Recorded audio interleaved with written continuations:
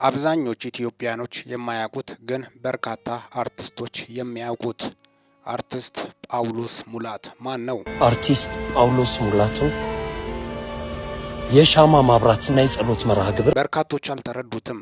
አርቲስቶችና በተለይ ደግሞ ጥበብ ላይ ያሉት የተለያዩ ባለሙያዎች ከጀርባቸው ማን እንደሆነ ታላቅ ሰው ማን እንደሆነ ይመሰክራሉ፣ ያውቁታልም።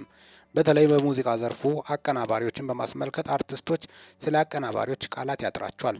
ግን ከአቀናባሪዎች በላይ ጎልቶ የምታዩት አርቲስቶች ናቸው ወይም ድምፃውያኖች ናቸው። ግን ከጀርባ ሆኖ ትልቅ ሚና የሚጫወቱት አቀናባሪዎች፣ የተለያዩ ባለሙያ ዘርፎች ሙዚቃ መሳሪያ ተጫዋቾች እንዳሉም አይዘነጉም። ታዲያስ ሰሞኑን ከዚህ በፊትም በጣም በሚያሳዝን ሁኔታ ህልፈቱን በማስመልከት ማህበራዊ ሚዲያ ላይ ሲዘዋውር ነበር።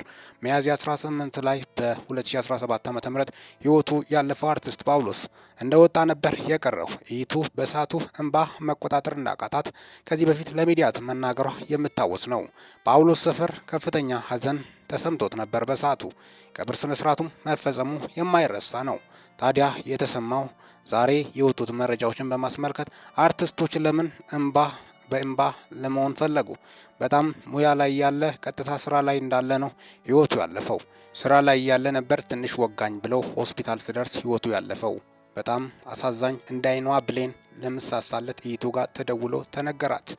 በጣም በሚያሳዝን ሁኔታ የተሰማት ሀዘንም ከባድና ጥልቅ እንደነበረ የጳውሎስ ሰፈር ልጆችም ድምቀት ነበረ በማለትም ነው የገለጹት። እጅግ አሳዛኝና ልብ የሚነካ ሰው እንደወጣ የሚቀርበትም ነው። ለዚህም ነው ለዚች ከንቱ ዓለም መልካሙን ሰርቶ ጥሩ ነገሮችን ሰርቶ ማለፍ እንደሚያስፈልግ ጭምርም ነው። ገና ለጋ ያለ ወጣት እንደሆነ ጭምርም ብዙ ነገሮች ከሱ እየተጠበቀ ጥሎ መሄዱ በርካቶችን እንዳሳዘነ ጭምርም ነው። ምንም ማድረግ አይቻልም።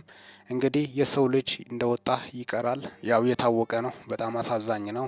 ነፍስ ይማር ከማለት ውጭ ምንም የምንለው ነገር የለም። ነገ የሻማ ማብራት ስነስርዓት እንደሚካሄድ ጭምርም ነው በመዲናችን አዲስ አበባ ከ3 ሰዓት ተኩል ጀምሮ በግንቦት 12 ሰዓት በብሔራዊ ቲያትር መታሰቢያ እንደሚደረግለትም ደርሱ ጥሪ እንደቀረበላቸው ጭምርም ነው የደረሱን መረጃዎች የሚያሳዩት።